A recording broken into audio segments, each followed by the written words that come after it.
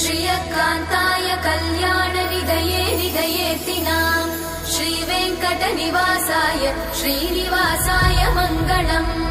लक्ष्मी सविभ्रमालोकसुभ्रूविभ्रमचक्षुषे चक्षुषे सर्वलोकानां वेङ्कटेशाय मङ्गलम्। श्रीवेङ्कटाद्रिशृङ्गाग्रमङ्गलाभरणाङ्ग्रये मङ्गलानां निवासाय श्रीनिवासाय मङ्गलम्। सर्वावयव सौन्दर्य सम्पदा सर्वचेतसां सदा सम्मोहनायास्तु वेङ्कटेशाय मङ्गलम्। नित्याय निरवध्याय सत्यानन्दचिदात्मने सर्वान्तरात्मने श्रीमद् वेङ्कटेशाय मङ्गलम्।